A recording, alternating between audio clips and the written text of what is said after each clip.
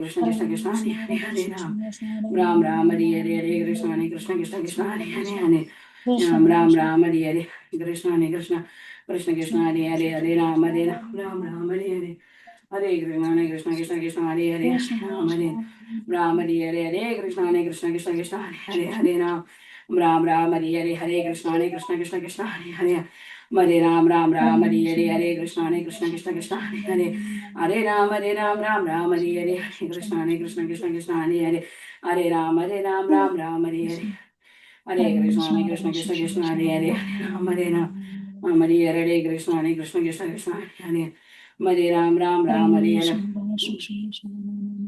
Hare Hare Krishna Krishna Krishna Krishna Hare Hare Hare Ram Hare Hare Krishna Krishna Krishna Krishna Hare Hare Ram Hare Hare Krishna Krishna Krishna Krishna Hare Hare Hare Ram Hare Hare Krishna Krishna Krishna Krishna Hare Hare Hare Ram Hare Hare Hare Bol Hare Krishna Hare Krishna Krishna Krishna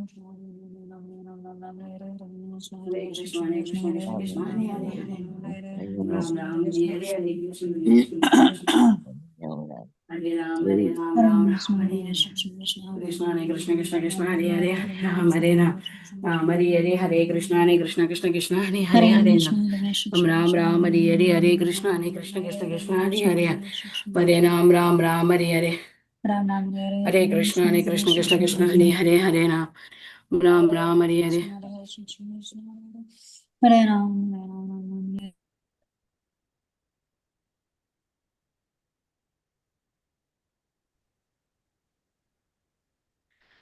Hare Krishna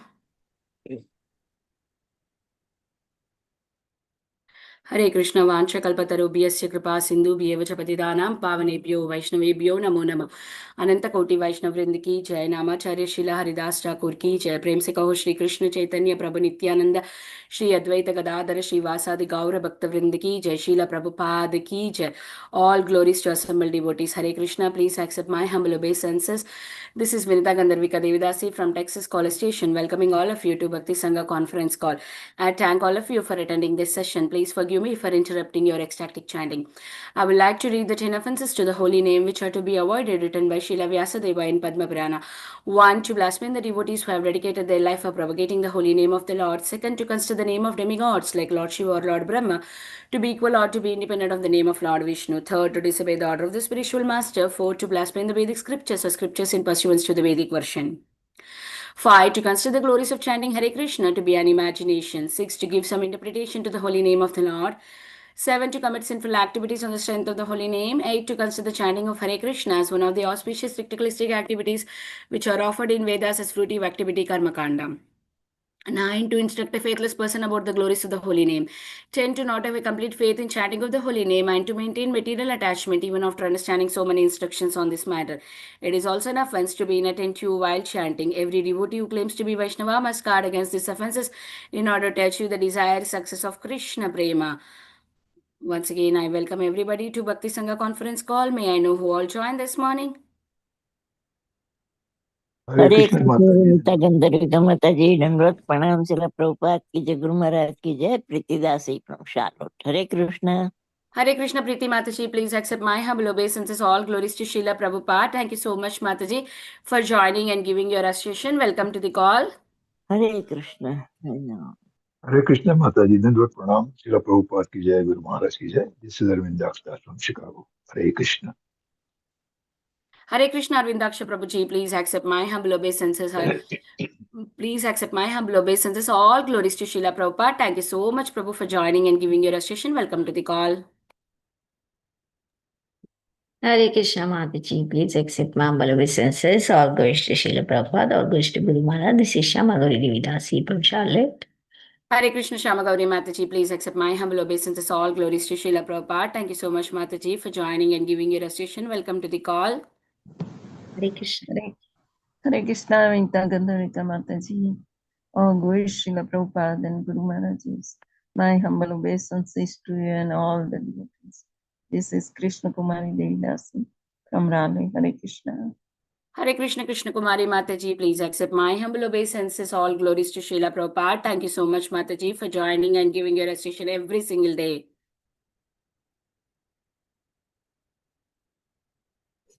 Hare Krishna, Vinita Kandarika Mataji, Danvat Pranam to you and all the devotees. All glories to Prabhupada, all glories to Guru Maharaj, all glories to Ashrambal devotee. This is Mohini Lakshmi from Detroit. Hare Krishna Mohini Lakshmi Mataji, please accept my humble obeisances. All glories to Srila Prabhupada. Thank you so much, Mataji, for joining every single day, giving your recitation. Welcome to the call. Hare Krishna, Benita Gandhavika Mataji, please accept my humble obeisances. My humble obeisances to all the assembled devotees. All glories to Srila Prabhupada.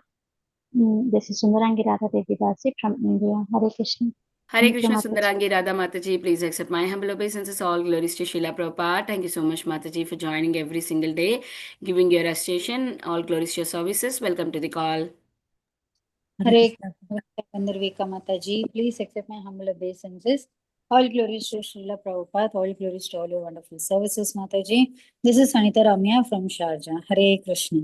Hare Krishna Anita Ramya Mataji, please accept my humble obeisances. All glories to Srila Prabhupada. Thank you so much, Mataji, for joining and giving your recitation. Welcome to the call. Mataji, give my attendance to Narasimha Dev, who's backside of you. Hare Krishna. Hare Krishna. Hare Krishna, Vinita Gandharvika Mataji, Danvat Pranam to you and all Vaishnava. Srila Prabhupada, Srila Guru Vrinda. Hare Krishna Vrinda Gopika Mataji, please accept my humble obeisances. All glories to Srila Prabhupada. Thank you, Mataji, for joining every single day, giving your recitation. Welcome to the call.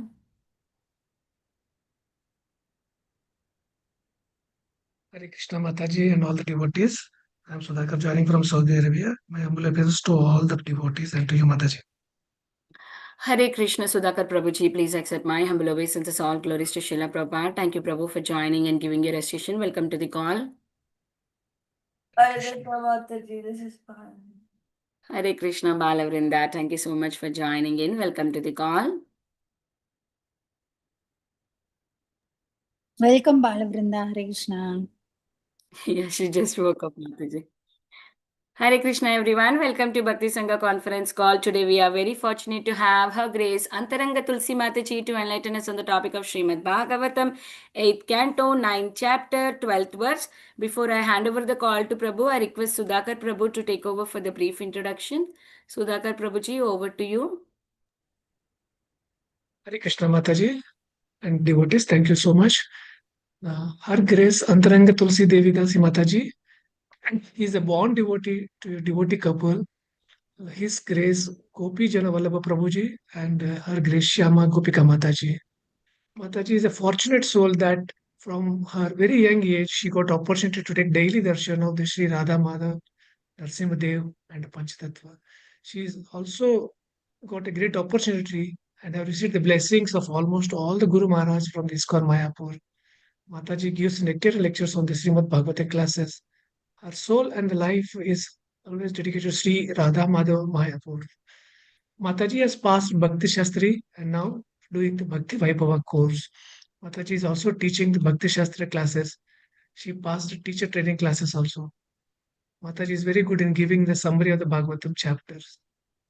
With this introduction, back to you, Mataji. Thank you, Sudhakar Prabhuji, for reading that introduction. Thank you so much for your service, Prabhuji. You find the playlist by yourself and you're ready to do the service. Thank you so much for your service, Prabhu. I think Mataji has not yet. Yeah, I don't see her Mataji yet. If anybody wanted to introduce themselves, please go ahead and introduce yourself. Yeah.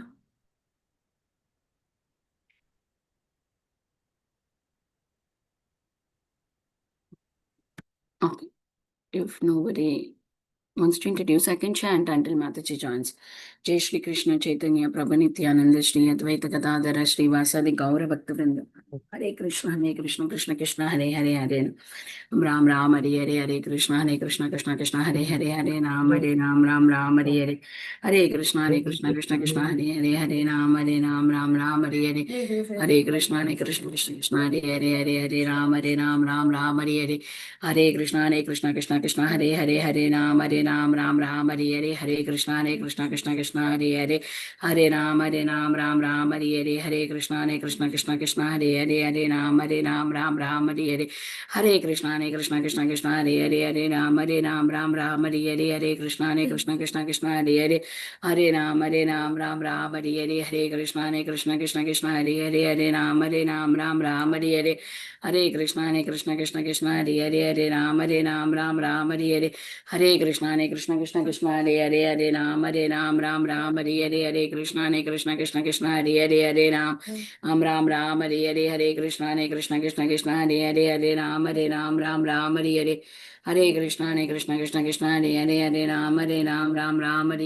Krishna Krishna Hare Ram Hare Hare Hare Krishna Krishna Hare Hare Ram Ram Hare Hare Hare Krishna Krishna Hare Ram Hare Hare Hare Krishna Krishna Hare Ram Hare Hare Hare Krishna. I think Mataji joined. Anjana Ganesh, that's the Mataji's ID. Yeah. Hare Krishna Mataji, please accept my humble obeisances. All glories to Srila Prabhupada. Thank you so much, Mataji, for joining and giving your valuable association this morning to enlighten us on the topic of Srimad Bhagavatam, 8th canto, chapter 9, and it's a 12th verse, Mataji. Very nice Krishna picture, Mataji, behind you. Hare Krishna. Am I audible, Mataji? Yes, Mataji. Were you able to hear me, Mataji, when I greet Yes. you? Yes. Yes. Thank you, Mataji. Over to you, Mataji. Very nice to have you in the Srimad Bhagavatam class, Mataji. I'm so happy to meet all of you after such a long time. Hare Krishna. Hare Krishna. I request all the devotees to please accept my humble obeisances. And I heartfully thank all of you for giving me this opportunity to speak about Srimad Bhagavatam from Canto 8 today and be a part of this glorious Vaishnava assembly who study Sri Chaitanya Bhagavat, Srimad Bhagavatam, and always immerse themselves regularly in Krishna's glories. So to be a part and to be present in this assembly itself is a great good fortune. And I'm so happy that I received that fortune today. So we'll start on today's class.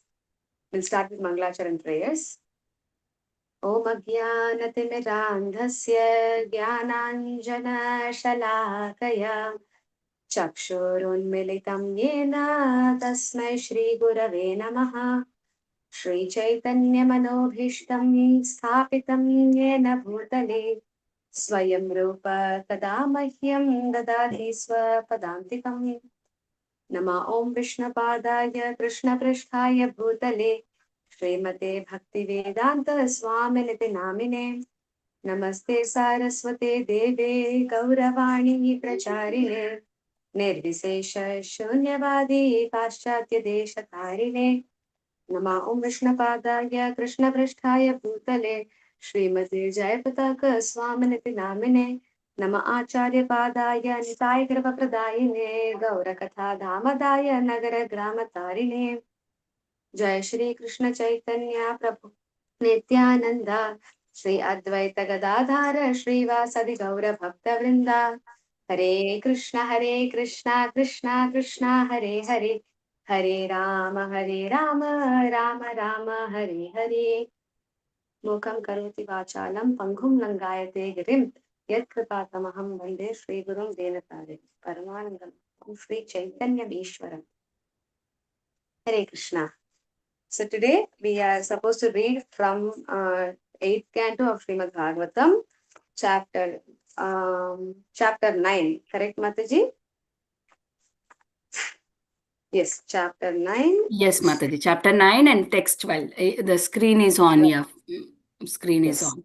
This chapter is entitled, I think Mohini Murti appears. The Lord incarnates as Mohini Murti. That is the name of this chapter, and we are in verse number 12. Yes. Okay. So let's keep this verse aside for some time. And now that we are in which canto? We are in 8th canto. And we have crossed more than half the Srimad Bhagavatam. Srimad Bhagavatam is 12 cantos, and we are in 8th canto. We have crossed, a huge part of Srimad Bhagavatam. So we should always remember where we are, where we are standing, what all pastimes have been discussed, and how come we came to the pastime of Mohini Murti. Because we all know how was Srimad Bhagavatam spoken. It was spoken for Parikshit Maharaj, who was about to leave his body in 7 days, and Shukadev Goswami spoke the Srimad Bhagavatam. So, Parikshit Maharaj going to leave his body in 7 days. So, how come, why they're discussing about Mohini Murti, or how did we come to this place?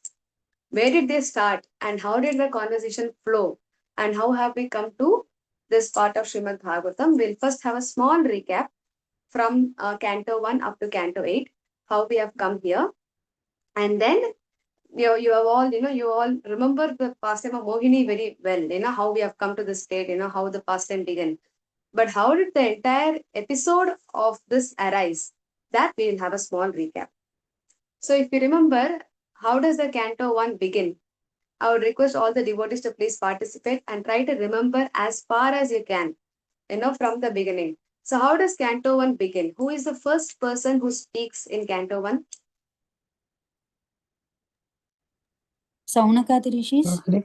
Yeah.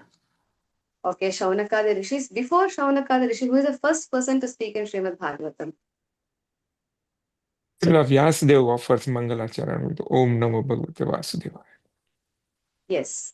Vyasdev is the first person to speak Srimad Bhagavatam. He is the opening speaker of Srimad Bhagavatam. He is the author of Bhagavatam also. Okay, who is he speaking to? Like Shaunakadi Rishis talked to Sutta Goswami. Like that, who is Vyasadev speaking to? Sukadev Goswami. No, Vyasadev is not speaking to Shukadev Goswami. Ganpati. Ganesha No. wrote that. No. Ganesha wrote Mahabharatam.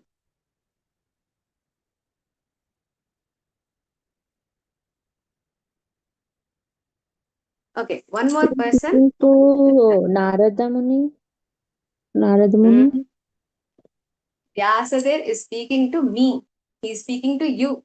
He is opening the Bhagavatam and he is addressing directly to the readers. He is saying, he offers the Mangalacharan and he starts telling the story. The first 3 verses are Mangalacharan. Janma Om Namo Bhagavate Vasudevaya Janma Tasya Yatonvayat, and then Dharma Projita. Dharma Projita, second verse of Bhagavatam explains the purpose of Bhagavatam, who is it meant, who is the reader, who is the proper audience. And then Nigama Kalpataror verse bestows blessing upon the readers. That is the Mangalacharan part. And then what does he say? And then this next verse of Srimad Bhagavatam is Naimishe Nimisha Kshetre Rishaya Saunakadayaha. It begins with the story. He's telling us that once upon a time in Naimisharanya, Rishaya Saunakadaya, the rishis headed by the Shaunakadi rishis, they began to do one yajna, satram. They began to perform a yajna for a long time. And at that time, they chose Sutta Goswami to be the prime speaker.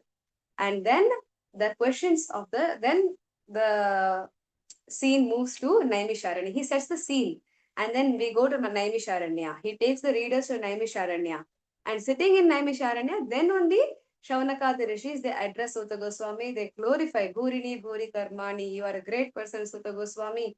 Please explain to us about what they ask the 6 C questions of Srimad Bhagavatam. So they ask the 6 questions, and then Sutta Goswami, he answers the 6 questions, and then he says that the questions that you asked is very similar, or the answer lies in Srimad Bhagavatam, because one of the 6 questions was, after Krishna has departed, where has religion and dharma taken shelter?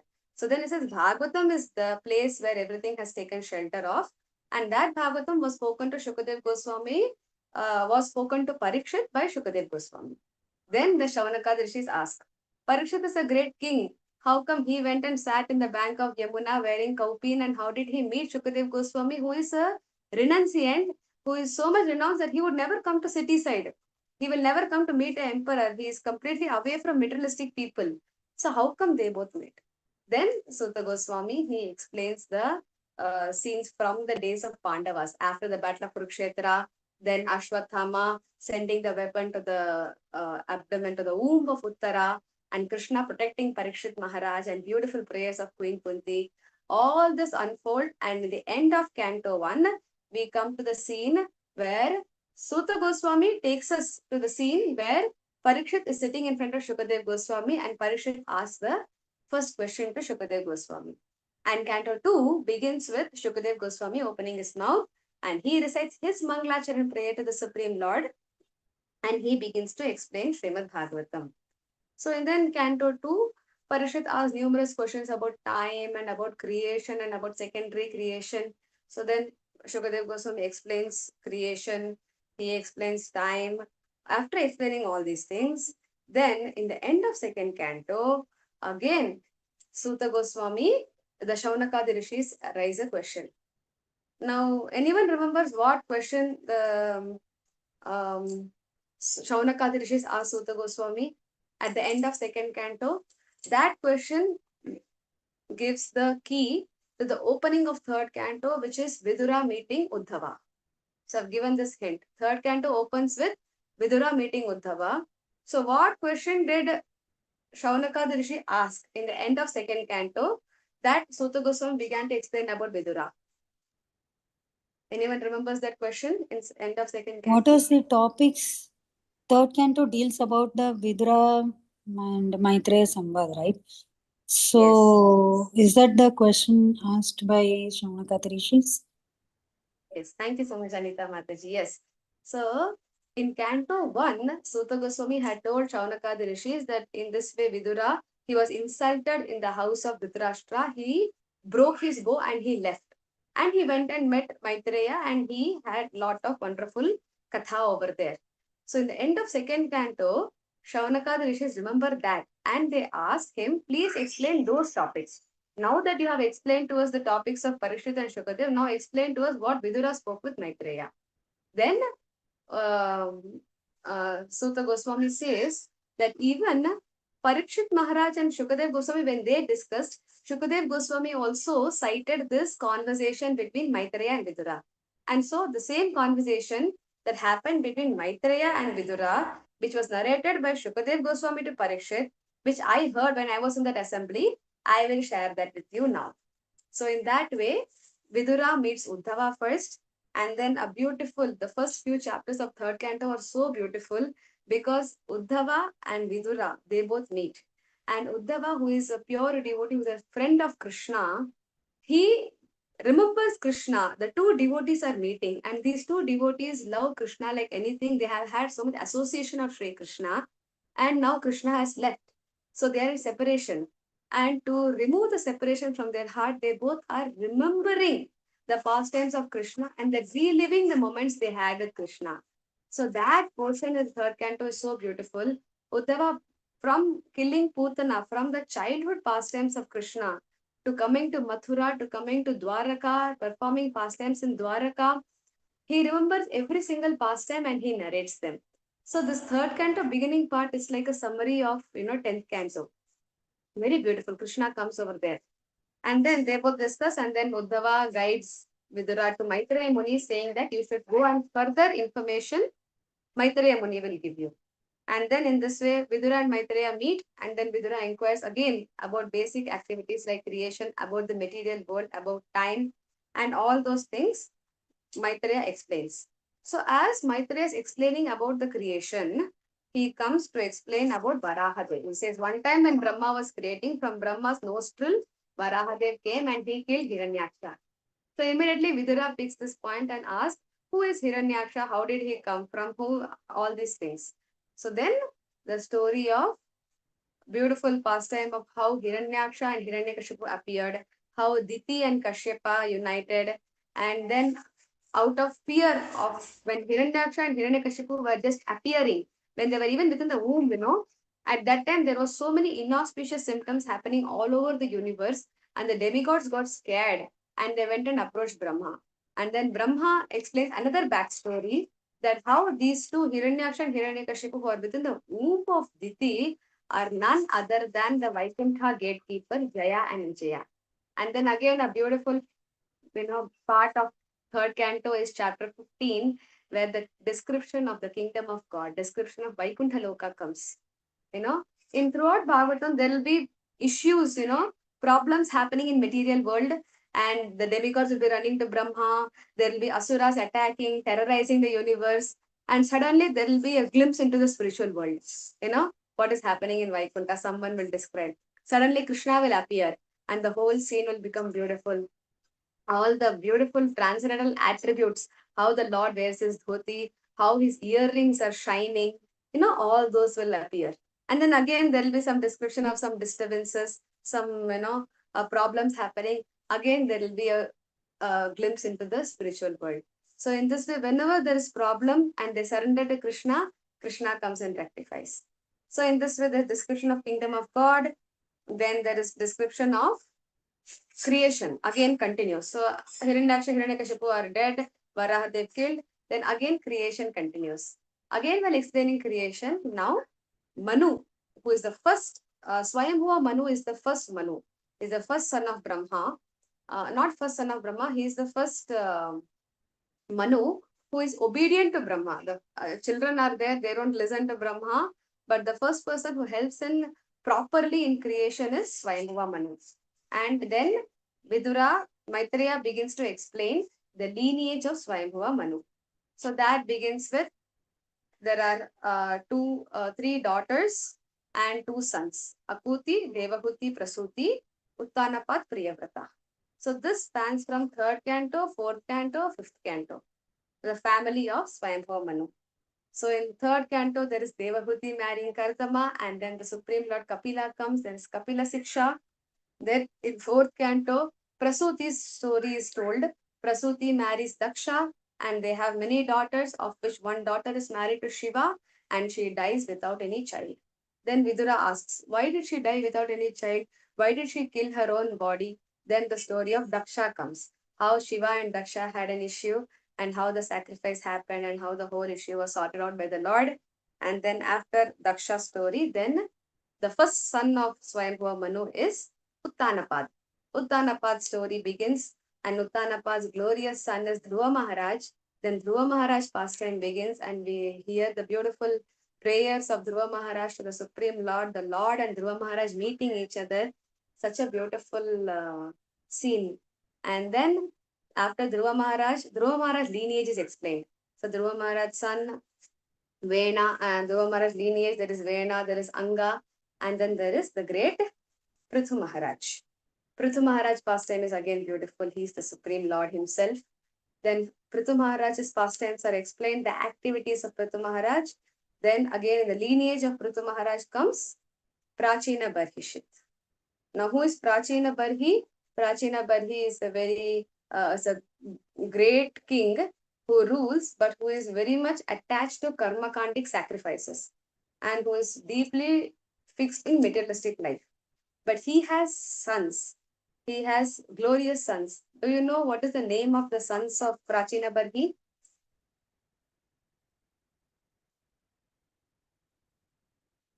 Prachetas. Yes, the Prachetas. And what is their speciality? Whom did they receive instructions from? Lord Shiva. Lord Shiva. Lord Shiva. Lord Shiva. The beautiful Rudra Geetam appears then. Prachina Barhi's sons Prachetas are described. They perform tapasya and they hear Rudra Geetam. Lord Shiva personally glorifying and giving instructions on how to worship Sri Krishna. And then Narad Muni, how he delivers Prachina Barhi. And how does Narad Muni deliver Prachina Barhi? How does he remove the illusion of Prachina Barhi and make him come to Krishna consciousness? By an allegorical story. By allegorical story. Puranjana. By Puranjana story. Puranjana story. Allegorical story of Puranjana, and that spans quite a few chapters. And then we come to the end of fourth canto. And in the end of fourth canto, that finishes the discussion between Vidura and Maitreya. Vidura glorifies Maitreya and thanks him for giving him this wonderful nectar, and Vidura leaves home. Now Vidura leaves Maitreya. Where does Vidura go? Back to Hastinapura. Back to Hastinapura. That comes back in Canto 1. So in Canto 1, we see how after meeting Maitreya, Vidura comes back to Hastinapur to deliver his brother Dhritarashtra. Dhritarashtra. So that connects back over there in Canto 1. So then Vidura and Maitreya talk end. Then in Canto 5, Shukadev Goswami continues explaining the lineage of Swayambhuva Manu. So after explaining the 3 daughters and 1 son, next is Priyavrata. So he explains Priyavrata's lineage and explains in Priyavrata's lineage comes the great Rishabhadev. Then Rishabhadev's instructions to his son, and then his son Bharat Maharaj, and the 3 lives of Bharat, and then Jadabharat's discussion with the king Rahugana, and the beautiful instructions of Bharat Maharaj to Rahugana, all that comes. And then in the end, in the mid of 5th canto, Parikshit Maharaj asks one question to Shukadev Goswami, that you mentioned that this great king Priyavrata, he divided the whole universe into 7 islands and oceans by traveling on the chariot. By the wheels, he divided. So can you please explain me about this division? So then the rest of 5th canto discusses about the structure of the entire universe. And if we see the full description of the planetary system, it is so detailed. It has such a huge dimensions, and every island people worship the Supreme Lord in their own way. But we should remember 2 things. One, that when we read that section, it is very difficult to understand. And one good realization is that we can never understand it. It is completely inconceivable. And another important aspect is that this whole thing belongs only to one universe. You know, in the end of the 5th canto, if you see, after explaining the hellish planets, there is the glories of Ananta. That is a beautiful chapter. In that, Shukadev Goswami explains this whole description of us one universe. Like this, millions of universe are on the head of Ananta Sesh like a mustard seed. So, and that is all just, one universe. So imagine how many universes come from the pore of Mahavishnu and how huge he is. And this whole one universe, there are millions like this, and millions of them together are only 1/4 of the Lord's manifestation. The 3/4 is the beautiful spiritual world. So how much more amazing and how much more relishable and how much more attractive the spiritual world is. The Lord's kingdom, that is the kingdom of God, where we all actually belong to. And we can't even understand the description of our one small universe. So with that, the Canto 5 ends. And then Canto 6 is, after hearing about the description of hell in the end of Canto 5, Parishad Maharaj, he starts asking Shukadev Goswami that you explained about the hellish condition, which is so precarious. How can people stay away from going to hell? And how can they go back home, back to Godhead? So in that connection, Srila Shukadev Goswami begins to explain the pastime of Ajamil. And that beautiful pastime unfolds. The glories of holy name come out through that beautiful pastime. And he says that just by taking shelter of holy name and taking shelter of the lotus feet of Vaishnavas who serve the Lord. The beautiful verse. Natata hyagavan rajan puyeta tapa adibihi yatha krishnarpita pranas tat purusha nisevaya. When in the beginning of 6th canto, answering the question of Parikshit, Shukadev Goswami says that any amount of sin can be eradicated not by penance, not by any other way, but only by taking shelter or performing service. For Nishevaya, performing service to whom? To Purusha. What kind of a person? What kind of a Purusha? Krishnarpita Pranas, one who has surrendered his life, one who has offered his entire life to Krishna. By serving that kind of a person only can one be free from the hellish condition. And then he explains the pastime of Ajamila. And then after hearing the pastime of Ajamil, Parikshit Maharaj again asks the question. He says, please explain to me about secondary creation. Secondary creation means the creation of Manu, the creation of Brahma, and how the demigods are created, how the Pitris are created, and all of that. So then, again, the lineage of Daksha begins. So after the pastime of Daksha in 4th canto, he receives the goat head and then he receives his head back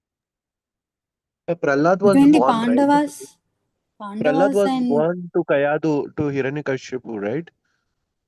And because Diti always has a concern that Vishnu was taking sides of demigods. So then the Prahlad was born in a uh, demoniac That, family, and that, so that that was how Kashyapa gave benediction to Diti, that even though your sons are demoniac, but your grandson will be a great devotee. Like that, he blesses her.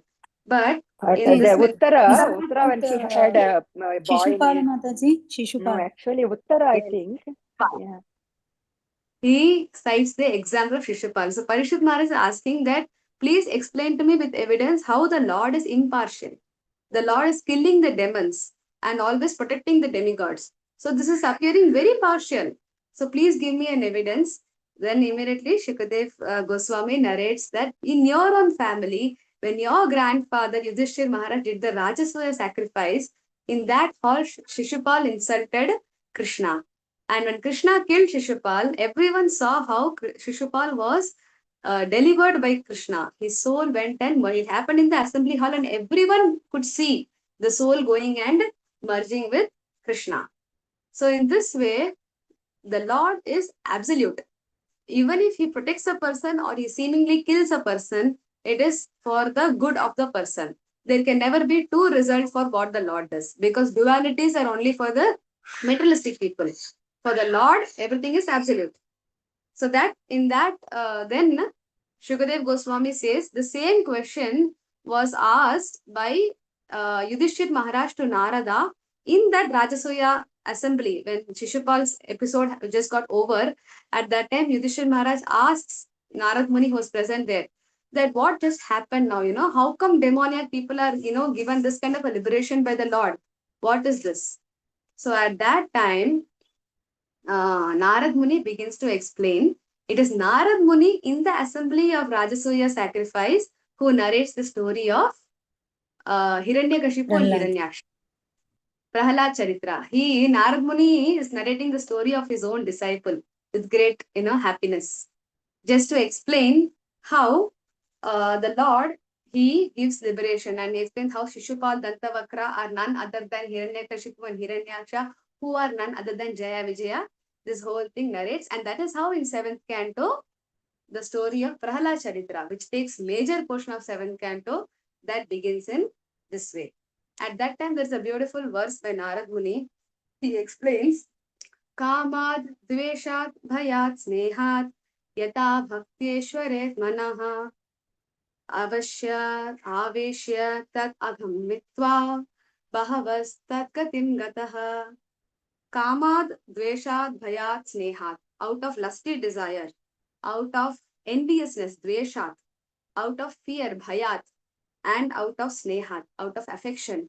In any of these ways, if one is absorbed in the Supreme Lord, then one will lose all his sins and he will get delivered and get the ultimate destination of the kingdom of Godhead. So that is the power of being absorbed in Krishna. And he also gives example. He says how Kamsa was always fearful of Krishna, absorbed in thinking of Krishna in fear, and he got liberated. Like that, gopis via Kama. And then Snehat, the Pandavas, he gives example. You are all Pandavas. You all, because of your affection, you're always thinking of Krishna, and therefore you'll get liberated. So in this way, that pastime unfolds over there. Narada explains the pastime of Parikshit Maharaj. And that comes to the end of 7th canto. And then in 8th canto, where we are today, we are in the 8th canto, the first chapter. Srila Prabhupada himself gives a very beautiful summary. I really wanted to read that. When I came across, when I got the class today, at that time, the first thing I did was I wanted to see how 8th canto began. And that time when I read this beautiful, in beginning of every chapter, Prabhupada gives a summary. So that summary, it gives, the summary of the entire chapter, and some interesting things are present in the summary. So if you read Canto 8, Chapter 1, the summary, Prabhupada explains, I'm reading from the second para. I am continuously trying to publish books as suggested by my spiritual master. Now, in this year, 1976, I have completed the 7th canto of Srimad Bhagavatam, and a summary of the 10th canto has already been published as Krishna, the Supreme Personality of Godhead.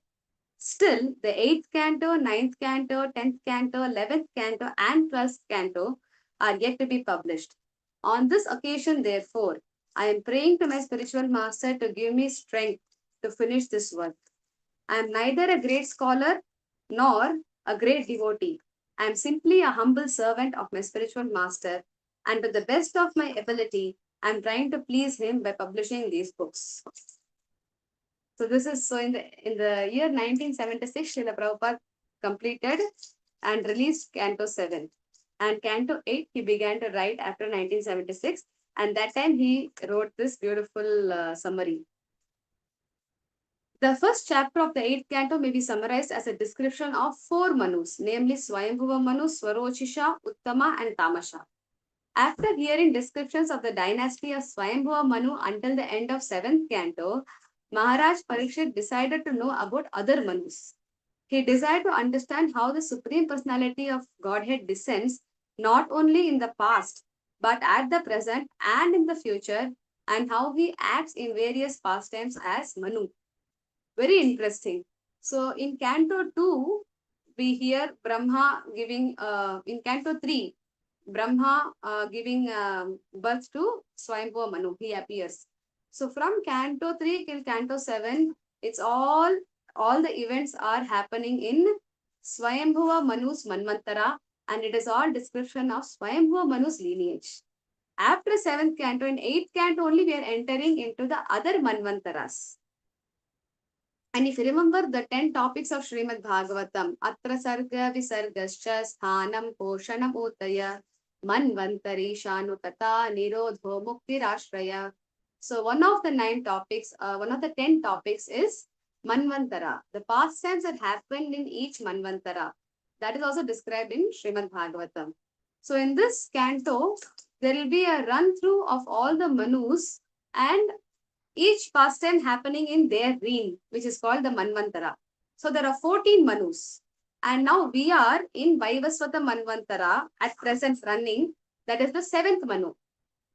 And so, as Prabhupada mentioned, past, present, and future, Parikshit Maharaj wanted to know.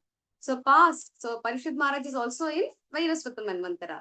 So what happened before Vaivasvata Manvantara, from 1st Manu till 6th Manu, he wants to hear. And 7th Manu is what is happening now. He wants to hear the present, and he also wants to hear what will happen in the future. So Shukadev Goswami is that kind of a person who can narrate what is going to happen in the future and what pastime the Lord is going to do in the future also. Everything is predestined. Who will be Manu? Who will be Indra? An interesting part, and when you have read the 8th canto beginning, you will find is that as and when there is one Manu taking reign, when one Manvantara begins, at that time, the Indra changes, the 7 rishis, the Sapta rishis change, and the principal demigods change. So this whole set comes with the Manu. This is the Manu, this is the Indra, these are the 7 rishis for this Manvantara. So in this way, the first Manu is Swayambhuva Manu, second Manu is Swarochisha Manu, third Manu is Uttama, fourth is Tamasha. And during Tamasha Manu's reign only, the Lord appeared as Hari. And what pastime did Hari do? Gajendra Moksha. Yes, that beautiful pastime comes.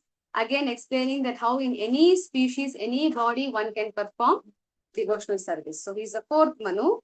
And his brother is the 5th Manu, that is Raivata. And in his Manvantara, the Lord appeared as Vaikuntha. And he did a very beautiful pastime. Which pastime is that?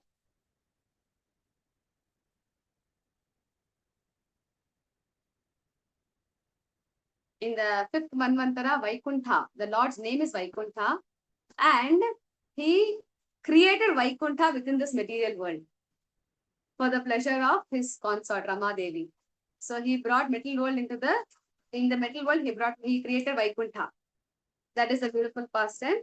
And then in 6th Manu is Chakshusha. And it is in his Manvantara that this beautiful pastime of churning the milk ocean happened.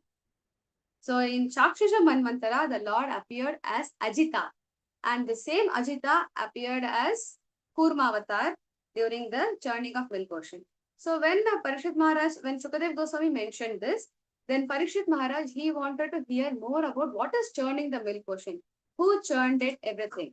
So then Sukadev Goswami, from 5th chapter of 8th canto, he begins to explain the story of churning the milk ocean. So this pastime, all of you will very well remember. So if in brief, you can explain the pastime, how it began. Someone would like to say, how did this churning milk ocean begin?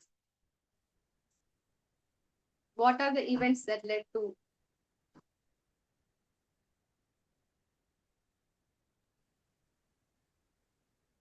Hare Krishna Mataji. I will try. I maybe I'll forget many things. Initially, when Indra offended Durvas Muni, because when Durvas Muni was actually coming back after meeting the Lord, and he gives him the garland from the Lord. And Indra actually takes it and gives it to Airavata, and Airavata actually puts it down. And because of that offense, he curses him that you lose all your opulence. And they actually lose all the opulence. And at that time, they prayed to the Lord that, they lost all the opulence.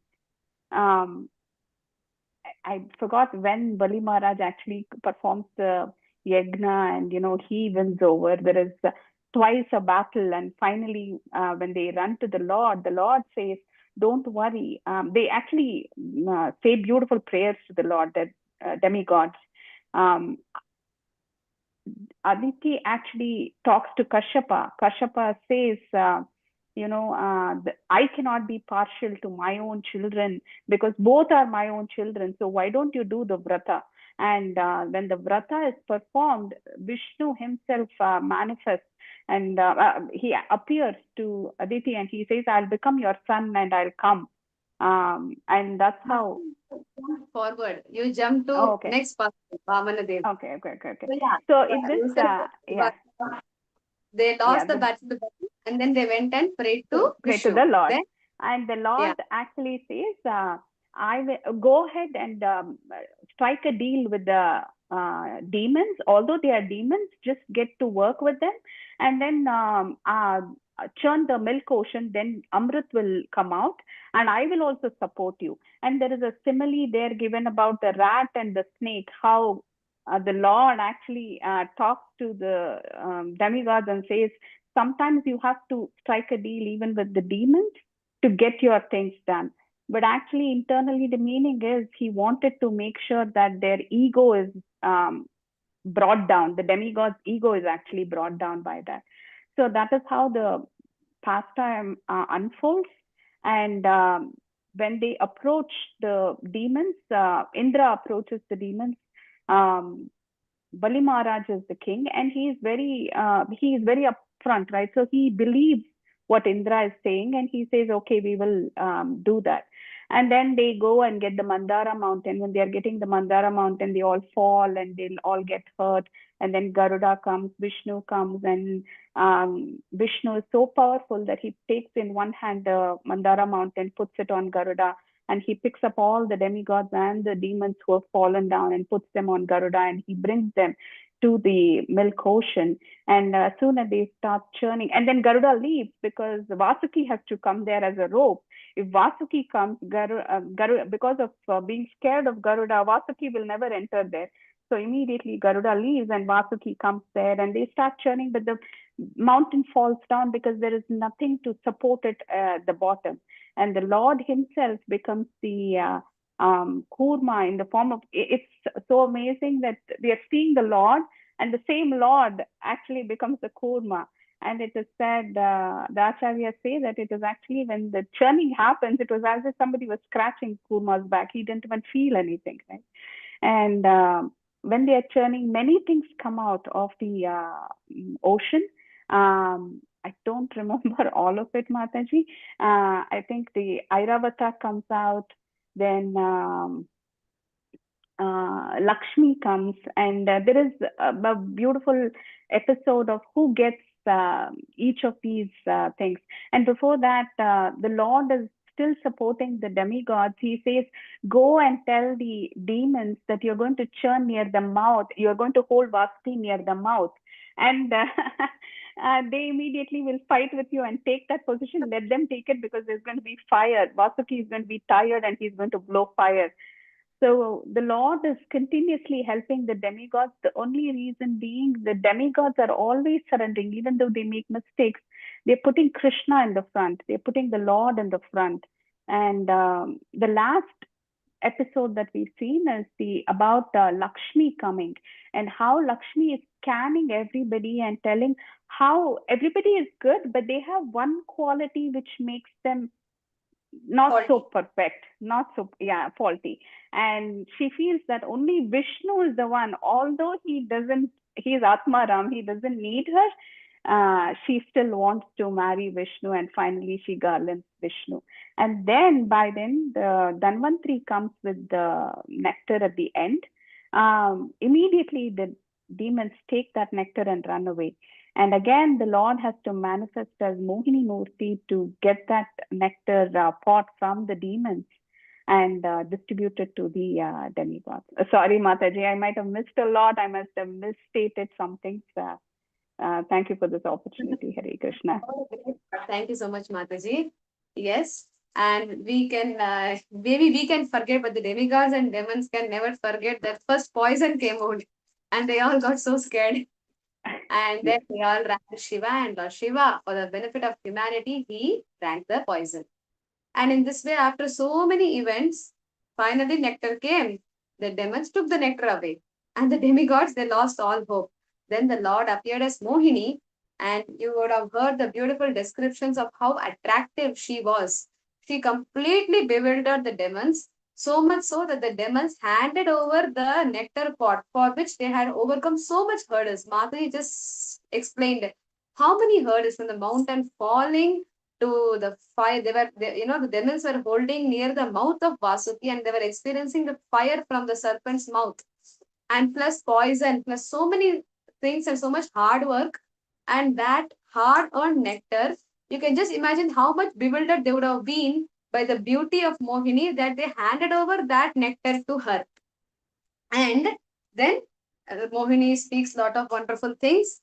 And then we finally come to today's verse, where finally, having the nectar in her hand, Mohini, she talks to the demon. So she is going to take a promise from the demon.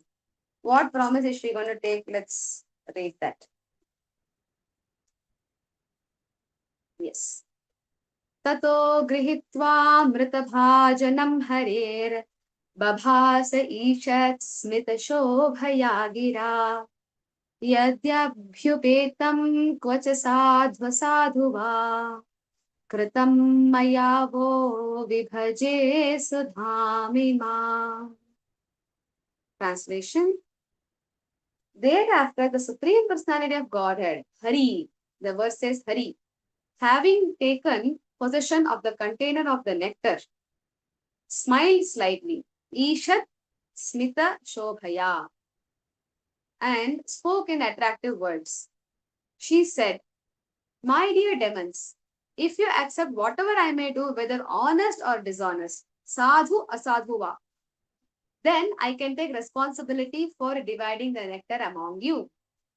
Purport by Srila Prabhupada ki jai.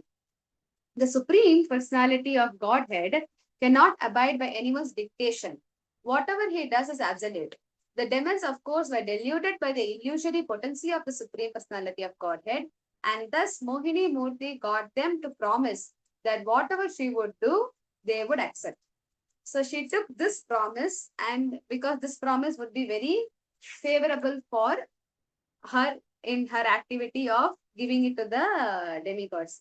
And one beautiful point Mataji mentioned was how the Lord, in all this situation, he is always protecting the demigods because they are surrendered unto him. They are faithful servants of the Lord, and the demons are exact opposite. That is the beautiful aspect of this pastime. So Krishna, he is all attractive. We all know that. The name Krishna itself means all attractive. And we just see in the Vrindavan passage, whenever the description of Krishna, he is so charming, he is so attractive. Even one aspect, when devotees, they just look at the eyes of Krishna, or they even look at the earrings of Krishna moving to and fro, or his hairs around his face, curly black locks of hair. Everything is so charming. Even one aspect of the Lord's body completely mesmerize the devotees of the Lord. So when the Lord, who is that attractive, he has decided to bewilder the demons, and he has taken the form of a lady, and he has come. So we cannot even imagine how beautiful Mohini would have been. And she has completely bewildered the demons who are naturally in the mode of passion. So it is not very, for them, not a very beautiful girl. Even a normal girl comes, they will be lusty after her. So in front of those kind of demons, the Lord comes in the most beautiful form of Mohini. The word Mohini itself means to bewilder. So she came with that purpose, to cheat them. And she very well cheated them also. So one beautiful lesson that we get from this pastime we see is, yes? Leftover is coming out, right over is staying. Right is staying. Yeah. Mataji. Krishna, Mataji, can you please mute? Yeah. Oh, I just need to get adjusted or hold this properly. So the beautiful lesson that we get from this, when I was reading this pastime, it's very interesting how Mohini cheated the demons. This cheating aspect is very interesting because in Srimad Bhagavad Gita, Krishna says, Chalam chalayatam asmi. I am the cheater of all cheaters, I am the best cheater. The whole cheating quality comes from Krishna. And in other side, if we see the propensities of the materialistic person, one of the propensity is cheating propensity. We have certain faults. We have imperfect senses. All these things, one of the four faults is cheating propensity. So that is in our nature in this material world. And the Lord is the best among all cheaters. So what, this cheating propensity, from where did it begin in us? What is the biggest cheating that we souls of the material world have gone through? More than cheating others, the cheating propensity is there in us. We have cheated ourselves of Krishna. So that is where it began. When we decided that we want to become the Lord and we got ourselves away from Krishna, we thought that we have cheated Krishna and I am going to come and rule separately from him.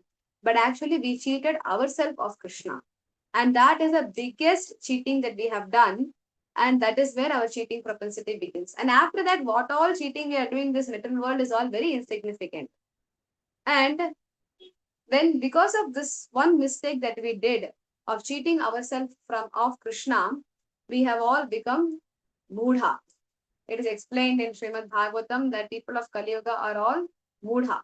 They are all stupid because we have brought us away from the Lord, who is the one where we can take enjoy. Where if we want to enjoy, we have to be with him and we have to serve him. That is where our enjoyment lies. But we have cheated ourselves of that enjoyment, and in a false place, we are thinking we can find enjoyment. So we are real fools. We are real stupid. Now, having come in the situation, what is the Lord saying? The Lord says, okay, if you realize your mistake and you want to come back to me, you're sincere about it, then dadami buddhi yogam tam yena mam upayante. Okay, I will give you the intelligence. You are now in a stupid position. I will give you the intelligence to come back to me. So now we have so many senior Vaishnavas and we have so many wonderful acharyas who are the intelligent people. As Bhagavatam says, they are the ones who have taken to Krishna consciousness. Sumedhasaha. Yajantihi Sumedhasaha. The intelligent people, they take the Sankirtan movement. They take the Krishna consciousness. So the Lord gives intelligence, and when we receive that good intelligence and we take shelter of the Lord, we surrender to the Lord again, then we can never be cheated again. The Lord is with us. That is how we see in this Mohini Murti pastime, in the Samudra Manthan pastime, the demigods were always in the weaker side, but they could never be cheated because they were surrendered to the Lord. They were faithful to the Lord. The demons were not faithful to the Lord. The demons, they always want to misuse their independence. Whereas the demigods, they do not want to misuse their independence. That is the main difference. The demons, like we see Bali Maharaj or Hiranyakashipu, Hiranyaksha, Ravana, they all want to change the laws of nature. They are all in very powerful positions. Seemingly, they all look very powerful and very well established. They look very, in a very wonderful look. What is metal world is struggling and all. Look at how Hiranyakashipu was so opulent and so happy. The demigods were in his lotus feet. If he wanted spring, spring will reign. If he wants winter, winter will come. He changed the laws. If someone does pious activities, he will go to hell. Someone does sinful activities, he will go to heaven. That is how powerful Hiranyakashipu was. But ultimately, he was defeated by the Lord. So for long term, the faithful servants of the Lord can never be cheated. Even though temporarily it appears that they are suffering, but actually they cannot be cheated. And these pure devotees who have taken shelter of the Lord, they cannot be cheated and they can see what is real cheating. They can see around them where cheating is happening. That is why Srimad Bhagavatam in the beginning itself says, Dharma projita kaitavo atra paramo nirmatsaranam satam. This Srimad Bhagavatam propounds the highest truth and kicks away all cheating religion. The same author who wrote Vedas, he himself is saying that they are all cheating religion. This is the real truth. Devotion is the real truth. So that high knowledge, that high vision to see what is cheating going on all around us is attainable only when we take shelter of the Lord. Then we can see what is cheating and we can stay away from that cheating. We can stay away from Mayavad. We can stay away from material attraction and everything. Then we get alert from all cheating happening. And the third benefit of surrendering to the Lord is we can use the cheating propensity in the service of the Lord. We see how devotees today, and even since the days of Chaitanya Mahaprabhu, they have, used the different ways to bring the people to Krishna consciousness. When we present Krishna conscious philosophy as it is to the people, they may or may not accept. They may not be in that level to accept the high teachings of Srimad Bhagavatam. We see Sutta Goswami explains in Srimad Bhagavatam, what is the need of a pillow, when there is the hand to sleep? What is the need of, bed when there is the beautiful grass floor to sleep? If you can't explain this and tell people renounce everything, come to the ashram, come and chant the Hare Krishna Maha Mantra, and perform devotional service, you'll be happy. Everyone cannot be in that position to accept that. But of course, that is the highest aim that we all want to achieve one day. But we see how devotees, they bring tricks, yoga and meditation, wonderful prasadam, vegetarian meals. So many outreach programs we have. We are using the cheating propensity in the service of the Lord to bring these people close to Krishna. And in this way, they also can one day come out of the cheating nature, what they have cheated themselves of Krishna, and turn to him. And then they will also get intelligence from Krishna, and they will also be able to realize what all cheating is going on around them. And another beautiful aspect of Mohini Murthi's pastime, what lessons that she gives us, is how Mohini Murthy, she played on the weakness of the demons. What is the weakness of the demons? The attraction with the opposite sex. This is the binding force of this material world. Pumsa striyo mithuni bhavam ekam, Rishabhadev says.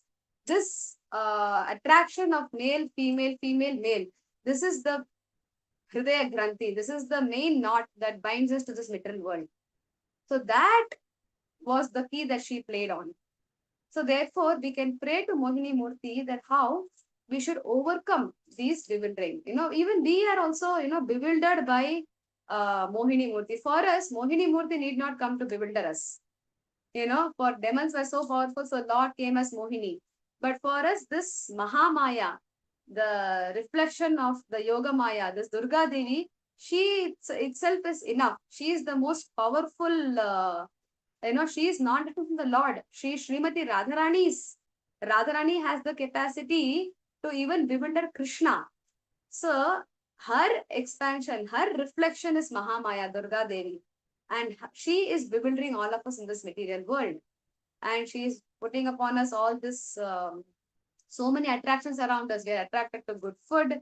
They're attracted to wonderful lifestyle. They're attracted to money. So many attractions all around us. We are being attracted. Our senses are being attracted to all of them. And it's very interesting how we are all actually servants of the Lord. We are also feminine in nature. And Prakriti, the material world, Mahamaya, she is also feminine in nature. But the binding force of material world is male-female attraction. So how come we got this? How come it is natural for us to be attracted to Maya? There was once in one place, Srila Prabhupada was staying, and one guest came to meet Prabhupada. He was an engineer. And then he claimed to Prabhupada that, Prabhupada, I am never attracted to ladies. I don't fall for women. I don't feel any attraction to them. And then Prabhupada said, then there's something wrong with you. Because it is natural in this material world for this male-female attraction. But we are also feminine, and this attraction in this world, which is due to the illusory energy, that is also feminine.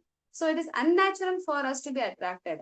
But when we got away from Krishna and we came, Krishna to facilitate us to enjoy or to facilitate our desire, because we wrongly used our independence, but he is there to facilitate and wait that one day we will come back. So he puts upon us one covering called Ishwara Bhav.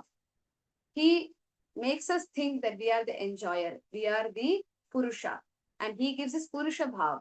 So therefore, we feel that we are the enjoyer. We think we are the male, and we decide to enjoy on Prakriti.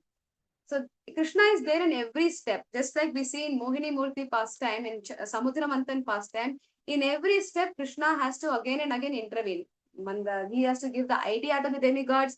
They go and ask for truce. The mountain cannot be lifted. Again, Krishna comes to lift the mountain. Again, the mountain cannot stand. Krishna has to sit on top of the mountain as the churning block, and below the mountain as Kurma to hold it. Again, he has to come to deliver the nectar to them as Mohini. So how many times the Lord is coming? So similarly, even in our coming from spiritual world to material world and enjoying in this material world, the Lord is present in every situation. He is only the time, Kala. He is only Maya. He is only Shiva. He is arranging everything. He is there as the super soul with us. And we are fools thinking we are doing everything. I am enjoying. I am suffering. Actually, Krishna says, Prakrite kriyamanani gunai karmani sarvasha ahankara vimodatma kartaham iti manyate. Actually, the spirit soul cannot touch matter. We are spiritual in nature. We cannot touch matter. But still we think I am doing all these things. No, it is actually the three modes of material nature, the Lord whose permission, who as the super soul, he permits. And with his permission, the material nature, the modes who conduct everything, all the activities are done by them. And we think we are enjoying, we are doing all the activities. So we are also completely bewildered by this Purusha Bhava and Prakriti. And therefore, we think all these activities are done by us. So therefore, we are completely in a bewildered state. And the only way for us to get out is by taking shelter of Krishna, by taking shelter of Srimad Bhagavatam sincerely. The key word is sincerity. If we are not sincere, there is a beautiful explanation of Srimad Bhagavatam by Jiva Goswami, who explains that Srimad Bhagavatam is also like Mohini Murti. If you approach Srimad Bhagavatam in the mood of a devotee, trying to understand the Lord, then it will bestow upon us Rasamalayam, it will bestow upon us the highest nectar. And if we approach Srimad Bhagavatam with ulterior motives, then like Mohini Murti, she will also bewilder us and give us all other material benediction. We find in Srimad Bhagavatam in so many Falashruti. If you read this pastime, you will get a wonderful family, you will have a lot of children, you will get a lot of wealth, you will go to heavenly planets, and if you read Gajendra Moksha, you will not have bad dreams. So all these materialistic benedictions are also given. So Bhagavatam acts like Mohini Murti. If you come for a material purpose, that only will be benedicted. You will not get Krishna. But if you surrender to Bhagavatam and if you hear it from representatives of Krishna, representative of the parampara, then Bhagavatam will reveal itself as Krishna. Otherwise, he will behave like Mohini Murti. So therefore, from this pastime of Mohini Murti, we can see how she has the great power to bewilder anyone. So therefore, we should pray to Mohini Murti, to Sri Krishna, who is none other than Mohini Murti, that may we never be bewildered by this material world. May we be never bewildered by bhoga or siddhis or mukti or aishwarya or anything. And may we be only bewildered by yoga maya, by that great person who bewilders even Cupid, Madan Mohan. And may we be bewildered and engaged in the service of that lady who can bewilder the person who captivates Cupid, who is Madana Mohana Mohini, who is Srimati Radharani. So we as Gaudiya Vaishnavas, we are bestowed upon this highest Ujjwala, Unnata Ujjwala Rasa Swabhakti Shriyam. Chaitanya Mahaprabhu came to give Srimati Radharani's mood of service, which is Unnata Ujjwala Rasa. It's the most brilliant, most sublime and most highest form of devotion of Vrindavan, which we can't even imagine to get any other time. So in this human life, when we have got that, we can take shelter of that lady, that supreme supreme queen, who can even bewilder the supreme personality of Godhead. So we should, as we chant every day, Hare Krishna, Krishna Krishna, Hare Hare, Hare Rama, Rama Rama, Hare Hare. We have the great good fortune to address directly Hare, Srimati Radharani. So we should pray to her that may we be engaged in her service. Of what does she do? She always gives bliss and she captivates Sri Krishna. So Sri Mohini Murti ki jai. I think I went over time. Please forgive me. Hare Krishna. Hare Krishna Mataji. Thank you for a wonderful session. You covered all the 8 cantos in a brief. I think it was very wonderful. Do you wish to take some questions, Mataji, from the audience? Sure. If there is time and devotees are having. Devotees, yeah, Shamagori Mataji has a question. Yes. Yeah, Hare Krishna Mataji, please accept my obeisances. All goes to Srila Prabhupada. Thank you so much, Mataji. Very, very wonderful class. And thank you for showing the trailer of Srimad Bhagavatam. It's so amazing and very interactive session. We were so enthusiastic to give answers to your question. Thank you so much, Mataji. And thank you for coming for last minute, to give class. Thank you so much. Thank you, Mataji. Thank you for giving the opportunity. Yes, Valli Mataji. Hare Krishna Mataji, Dhanvat Pranam, Srila Prabhupada ki Jai, Guru Maharaj ki Jai. Wonderful to listen from you, Mataji. You don't come often in the class. We are so blessed to have you today. Nice. Actually, it is a real, I think, we can get the connection where it started and how it moved, because Bhagavatam is here and there, and sometimes we lose the contact where we are going and how it is started again. We have to review again. So this is a great review. And you told about one part of that. Lord appeared as Vaikunta, and he created Vaikunta for the sake of Rama Devi. So where is that part, Mataji? I missed that one. Which canto and what is that description, please? Just a second. Okay.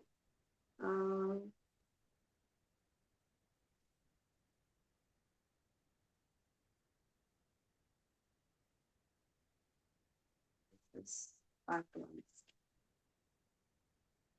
It is in the first half of 8th canto only.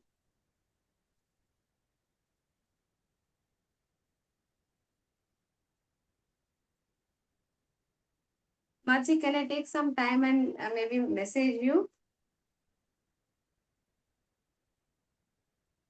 Mataji? Hare Krishna Mataji. Yeah, sure. I can wait. That's okay. And also the form of Mohini, how bewilder it is, and even to get bewildered is also so pious, right?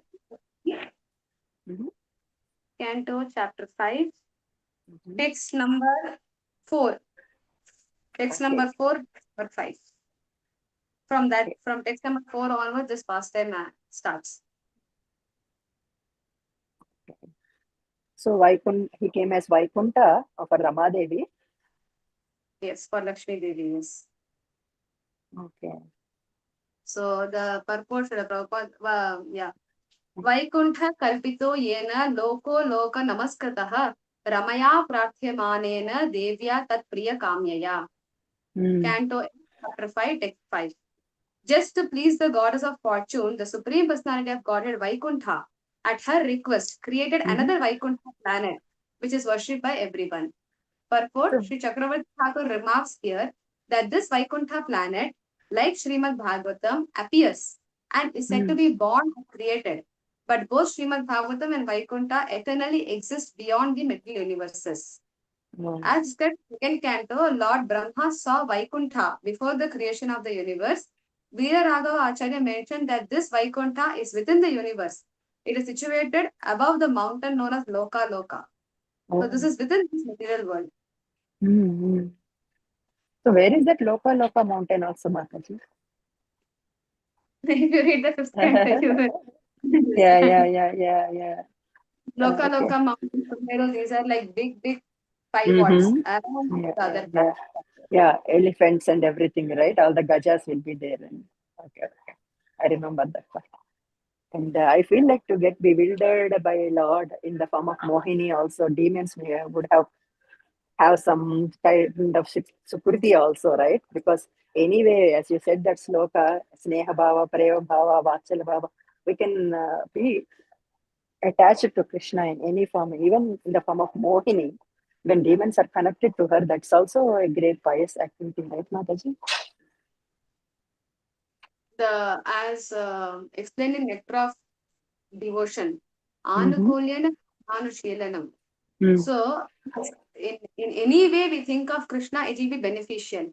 But for devotees, you should always aspire to think of Krishna in the favorable way.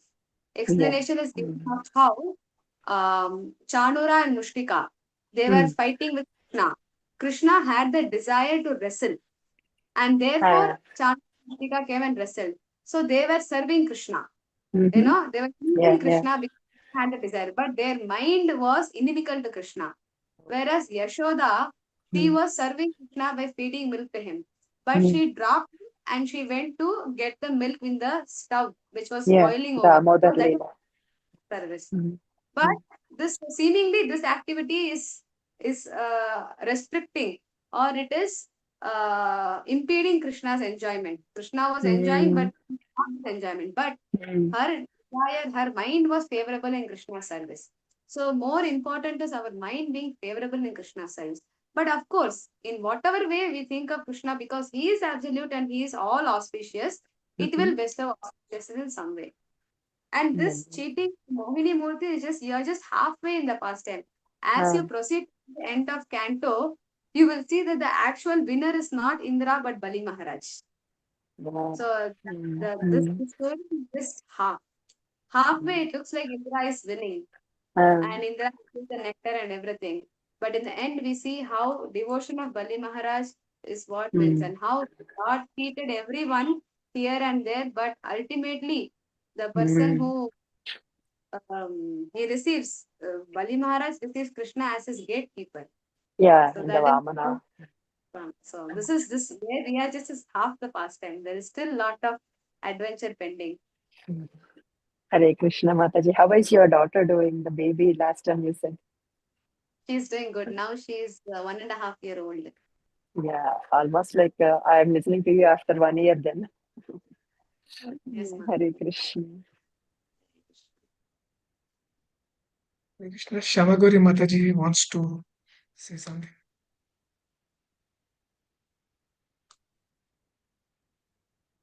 Shamagori Mataji, you raise your hand. You want to ask something, ma'am?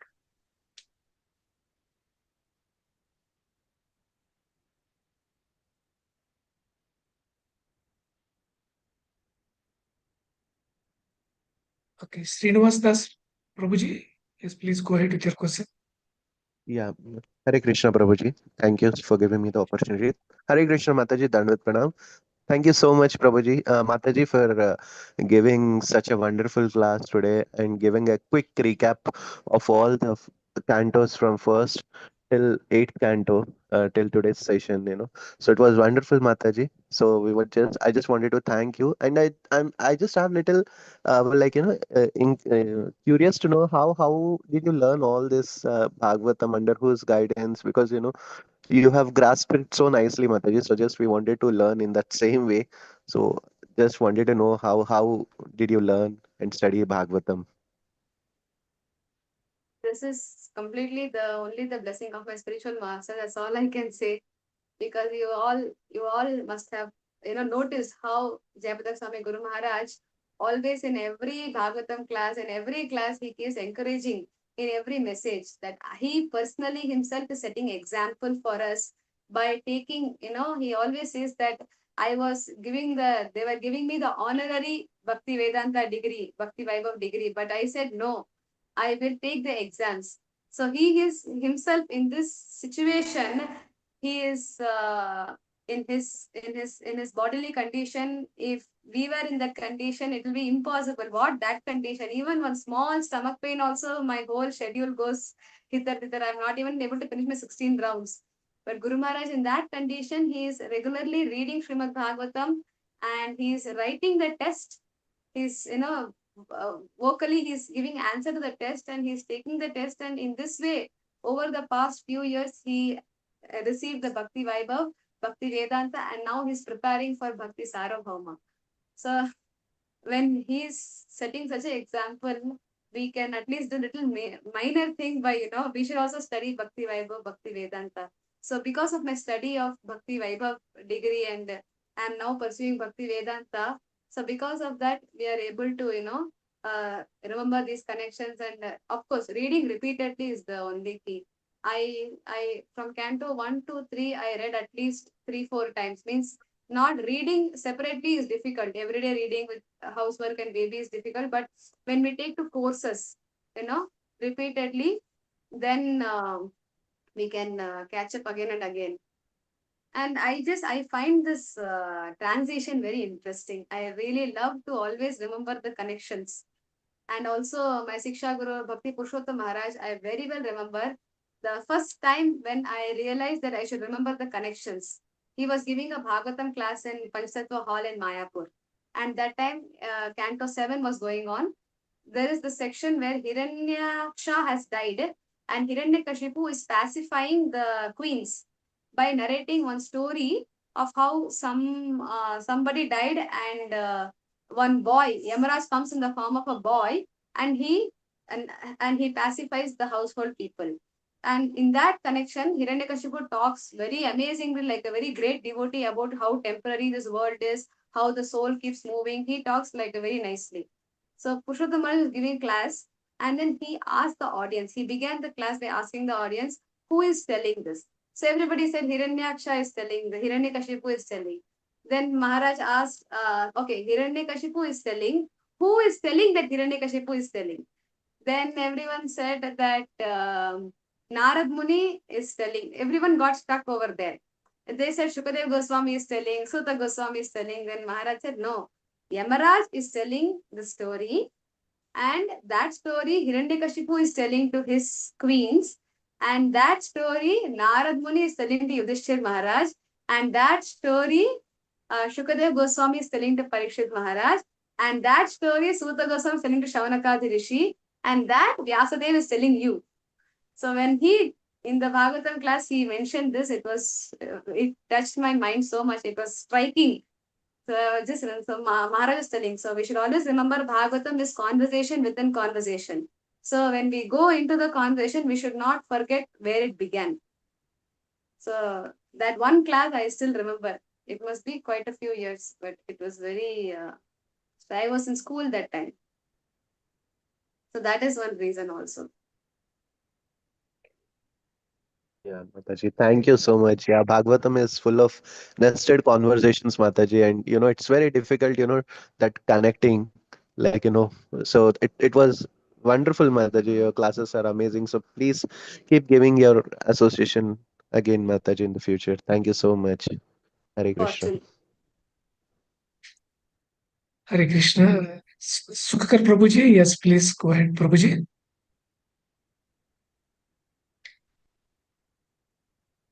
Sukhakar Prabhuji.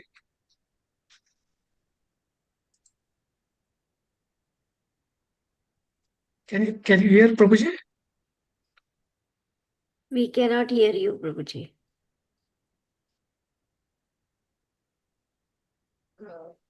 Yeah, Sukhakar Prabhuji, yes, you can go ahead with your question, Prabhuji. Hello, Hare Krishna. Your Krishna. class is the best class I heard. Is the best class. I'm so proud of you that you're from Shamdesh. I gave you the name Radhika when you were born on that day in Sharjah. I still remember. And you will be the most purest devotee of Guru Maharaj, and you will become like a initiating Guru also in future. You touched my heart the way you took the class today. I think you can take the full Bhagavatam in one class. Summarization. It is all East or your west? inspiration. It is your inspiration. Ananga, east or west, you are the best. Antaranga is the best. Thank you, Prabhu.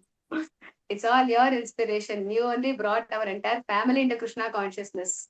If you hadn't taken the step that day, then where would I be today? I don't know. Thank you so much. Always, Prabhu. Thank you so much. I'm very eager to meet you in Chennai very soon.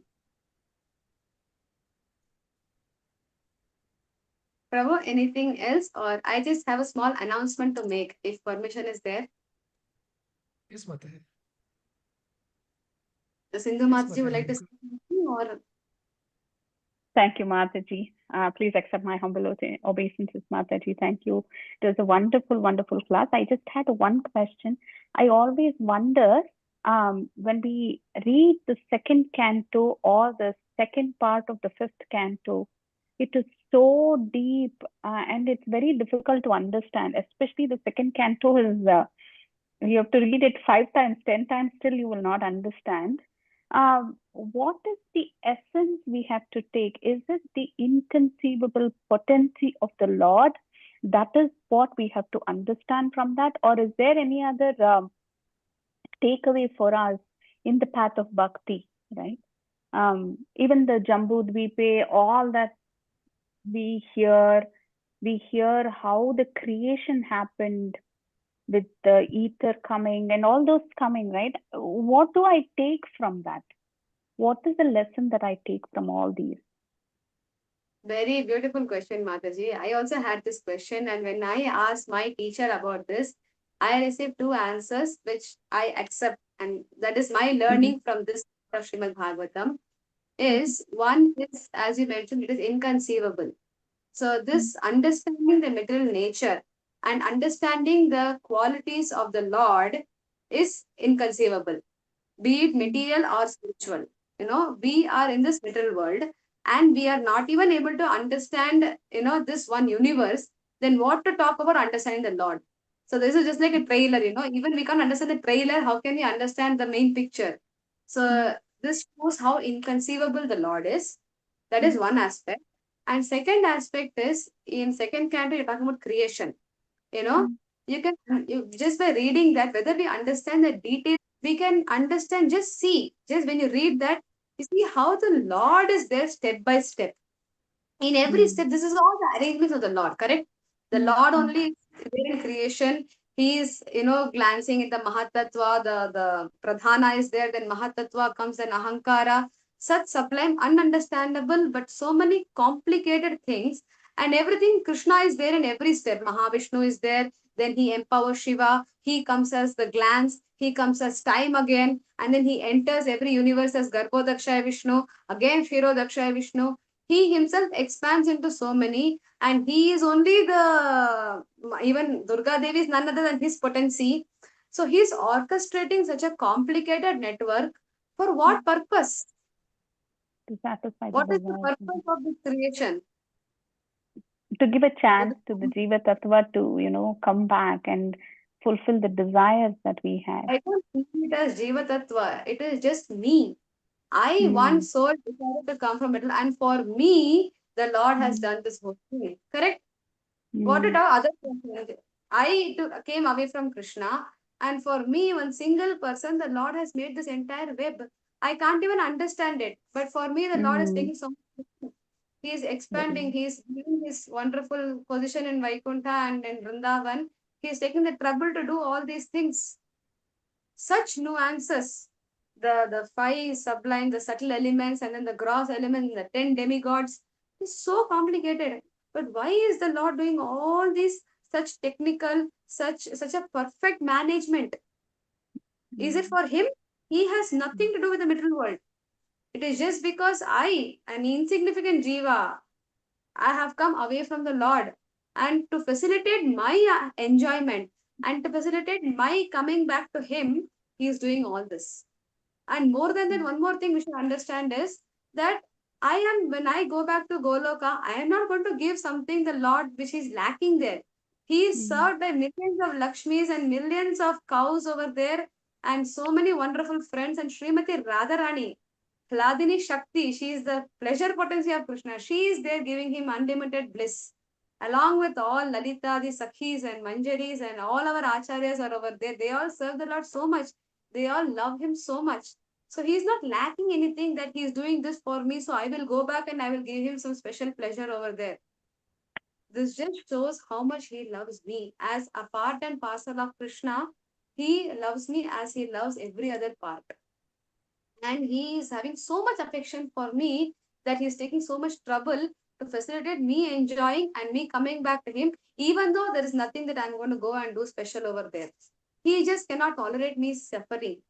Even though I am going against him and I am, I hate him and I've come, I'm envious of him and I have come, still he loves me so unconditionally that he's doing all this arrangement for me. Fifth canto also same, the universal system. Why is it? There is a beautiful verse in Canto 1.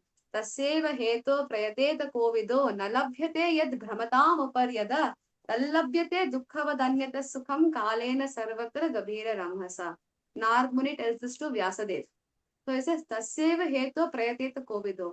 The kovida, the intelligent person will do prayatna, will do endeavor only for one thing. What? Nalabhyate yad bhramatam uparyada. In this 14 planetary system, going up and down, what you cannot get.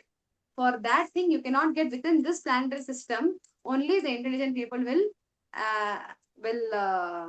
attempt for. Because within this 14 planetary system, whatever happiness and suffering is there, that will anyways come. Kalena sarvatra gabhira ramhasa. By time, according to our karma, in this 14 planetary system, whatever is there is going to come to us in its own accord. So we need not attempt for it. But we need to attempt only for that which is outside this material world. So within this 14 planetary system, this whole circus we see in whatever you read in the 5th canto is all within 14 universe only, 14 planetary system. Within this one universe only, within this one Brahmanda. So all of that is a circus that I have created. This whole complication I cannot understand, but it is created for me only. For me to enjoy in different species, in different demigods, in different capabilities, capacities only, the Lord has created all this. So the lesson that we should take is understand his love. This material world is a manifestation of the Lord's love for me. It is this we should see the material manifestation in that view. This is nothing but a love letter that the Lord has written to every jiva. To me, personally, the Lord has given this wonderful love letter, which is inconceivable. So we just have to accept the Lord's love and, start loving him again. Then he will give us the intelligence, such a complicated network, the one who created the network knows to take us out of this network. So he will give us the intelligence to take us back home, back to Godhead. That is all we need to understand when we come to such complicated text. Very nice. Very beautiful, Mataji. Amazing. Someday I hope I meet you. I want your lotus feet dust. It was very beautifully explained. Very nice. Two things that you made very clear was you kind of personalized it for me. When I said Jiva Tattva, you corrected me for me, and that really touched my heart. Sometimes when we are reading Bhagavatam, We don't personalize it. That is very beautifully brought out. And the other thing is the gratitude, right? Sometimes we think we have to feel gratitude. This is the gratitude. So, and it was such a dry topic. I always felt Canto 2 is a dry topic, and you made it so beautiful. Thank you so much, Mataji. Thank you. Thank you for your association, Hare Krishna.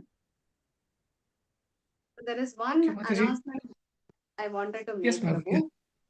Yeah. So I request all the devotees present here that we are in Sridham Mayapur, where I come from. In Mayapur, they have organized, ISKCON Mayapur has organized a Gaur Mandal Yatra, a tour to various holy places in Gaura Mandala. Now, Gaura Mandala is very huge. It is within the rural places of Bengal. It is not just Mayapur, 9 islands, which is now very well developed. You can come to Mayapur anytime, visit Mahaprabhu's birthplace, Shrivas Angan and all. But beyond 9 islands, there is rural Gaur Mandal Bhumi, where there are pastime places of Sri Chaitanya Mahaprabhu's wonderful associates. Like when we read in Chaitanya Charitamrita, we come across Minaketan Ramadas. In Adi Leela it comes. His glories are there. Then there is the glories of Raghav Pandit, the famous Chira Dahi festival that happened in his house, Raghav Bhavan. Then there is, you all heard very well in Gaurarti song.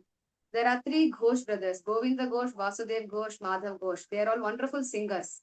So there is in Gaurarti song, it says, Narahari Adi Kori Chamara Dulai, Sanjaya Mukunda Vasu Ghosha Adi Gai. So these Ghosh brothers, their hold their birthplace. So Mahaprabhu's associates, they appeared in different districts of Bengal. So in ISKCON Mayapur, in this month of Kartik, from 14th October onwards, they are taking devotees to these holy places. Which is, you come alone, you cannot visit these places because they are you have to go many hours of travel to these places and we can't go alone. But when we are going as a group with, prasadam and accommodation arranged, most important needs, and also there will be some senior devotees accompanying and, explaining about that place, sitting in that place with kirtan and katha. So I would request all devotees to please take this opportunity. If you are coming to Mayapur, if you are coming to India or Mayapur for Kartik month, maybe for Radhanath Maharaj Kartik Yatra or Indrajumna Maharaj Kartik Yatra or any Yatra you are coming or just coming to Vrindavan for Kartik, please plan. This is 14th October to 19th October is the date, 14th October to 19th October. And there is another, for those who cannot come in those dates, in the end of Kartik, on 31st October, again the tour is there. So 31st and 1st November. That will be near. So that is planned for devotees who are planning to come attend the Bhishma Panchaka, very famous in Mayapur. 5 days after the Kartik month ends, the last 5 days of Kartik month is in Mayapur we follow fasting for Bhishma Panchaka. It is very glorious vrata, very glorious fasting to observe. 5 days, no grains, having only fruits and roots. Every day bathing in Ganges, offering Tarpana to Bhishma Dev, and performing lamp offering in Mayapur and singing Gopi Gita every day. So this 5-day program is there. It starts on 2nd November. So if you come 31st October, you can attend the Yatra and stay back in Mayapur 2nd November for 5 days and perform the Bhishma Panchaka Vrata also in Mayapur. In Mayapur, there is all, why we say devotees should come to Mayapur to perform Bhishma Panchaka is because in Mayapur it is very conducive. Because there is one kitchen, Gita Bhavan, which is exclusively to provide prasadam for fasting devotees. So devotees need not bother what to cook for, we are doing this vrata. So you can take coupons and come and have fasting prasadam. It will be very opulent. There will be sweet potato. So many things, there will be there. And there will be 5 days of katha, Bhagavad Katha arranged. So morning, if devotees are in Mayapur, wake up, attend Darshana, Manglarti, Darshanarti, have breakfast, come and attend Bhagavatam class, whole day Bhagavatam. Again, go for lunch, have lunch, go to Ganga, offer Tarpana, take bath. Evening, come to temple, do the Deepdan, and then sing. We'll be singing lot of stutis, Gopi Gita and all. And in that way, every day, 5 days we do. And at the end of the 5th day, there will be a big feast for devotees to break the fast. And His Holiness Jayapatak Swami Guru Maharaj will be personally present if his health permits. Every year he's there. And he also has prasadam with the devotees in the hall, personally. So Bhishma Panchaka is a very big festival in Mayapur. So if you're coming for Bhishma Panchaka or you have the desire to perform Bhishma Panchaka, you can come for this yatra on 31st October. Be there 2 days in the yatra, 31st and 1st, and perform the Bhishma Panchaka Vrata in Mayapur and go back to your respective places. So 14th October to 19th October and 31st and 1st November. So they are taking devotees to very wonderful places. These places we read in Chaitanya Charitamrita. So going to those places is a great benediction in the association of devotees. So devotees who are interested, if you want to come for this yatra, then you can write to tourism@mayapur.com. This is the email ID. It is organized by Mayapur Tourism. So tourism@mayapur.com. You can write to them, or if you have my number, you can write to me. I can put you on to the office also. That's also fine. This is the announcement that I wanted. I wanted this, this good news to go to everyone. Yeah, thank you so much, Mataji. I was not aware of this festival. Maybe I may plan to visit India that time. Maybe I'll try to reschedule if possible. I wish to go to some yatra with devotees this time. Usually I'm going alone because my timings are different. I think it's a wonderful information you passed. Hopefully, I think all other devotees also will take the advantage. Yeah. Mataji, you have time because you already more. Hare Krishna Mataji, very, very wonderful explanation of the tour with the devotees. That is a wonderful thing to happen because we have the Kada, we have Prasadam, we have the tourism and everything. That is so nice. Actually, this time for Kartik, we are going to Sri Lanka with the Romapad Maharaj and we are doing like 15 days yatra. Starting on 8th of October, and they're having Japa retreat for 3 days and tourism for next time. So nice, Mataji. You encouraged me a lot to do more of the tourism with the ISKCON devotees. Hare Krishna. And also, I would like to take your number, Mataji, if you can text on the chat and everything. If I have anything. This yatra happens every year in the month of Kartik Yes. in Gaurapurnima time. So anytime you come to Mayapur, if you want to visit these places, you can come in the month of or Kartik, Gaurapurnima. yeah. Both these times, we take devotees to these places.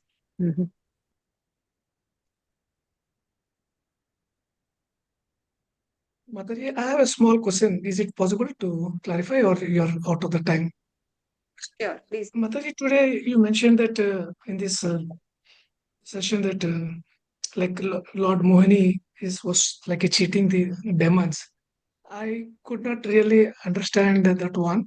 In what way we can consider the cheating, because the Lord is very clearly taking the oath in the beginning with the demons that he is going to distribute. And in the other sense, when you covered all this previous chapter 7, the question in the Canto 7 also, why is God partial to demigods? The question was answered by the.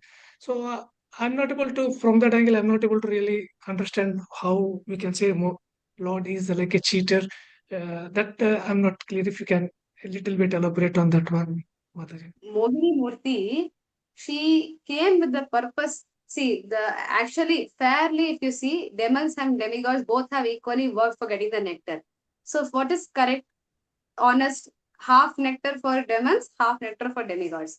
But what was the purpose of Mohini Murti's appearance? Krishna came in that form to bewilder them. Because if Krishna came in the form of Vishnu and he told them, or Dhanvantri, and told them that give me the nectar and whatever I do, you should be okay with, they will never accept. But because he came in the form of Mohini, a lady, so that form itself was taken to cheat the demons. Krishna knows that if they see me in that most attractive form of a lady, they will forget everything and they will give the nectar to me. And in that way, I can take the nectar and give it only to the demigods. So in that way, it is cheating, correct? The Lord has cheated the demons. I was of the impression, sorry, Mataji, and in the previous, like in this whole avatar, Moini avatar, various items, I think 14 or 15 items, I don't remember the number. Those are all distributed to between the demigods and demons, and including the Lord and the Lord Shiva also, right?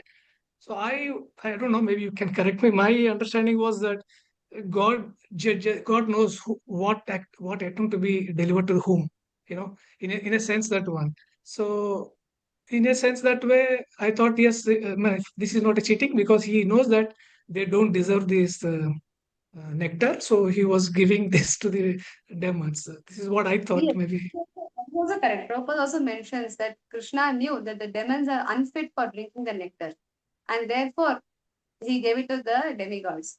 But for the demons, they are having the nectar now. Now, how do you get the nectar from their hand? So they will not give if you ask. So he has to bewilder them and cheat them to take the nectar from their hand and give it to the demigods. So this Thank you, form, Mataji. this Mohini Murti form to take the nectar, to snatch the nectar away from them. Thank you, Mataji. Devotees, if we don't have any questions, I think we should pay our obeisances to Mataji. So let's pray our obeisances to Mataji. Vanchakalpatarubhyasya kripa sindhu bevacha patitanam pavanebhyo vaishnavyo namo namo. पावनेभ्यो वैष्णवेभ्यो नमो नमः। अनंत कोटि And Srimad वैष्णववृंद Bhagavatam की ki जय। jai. Antaranga Tulsi Mataji Jai. माताजी की जय। अंतरंगा तुलसी Mataji ki माता jai. की जय। Radhe Thank you so Radhe. much, Mataji. Radhe Radhe. Radhe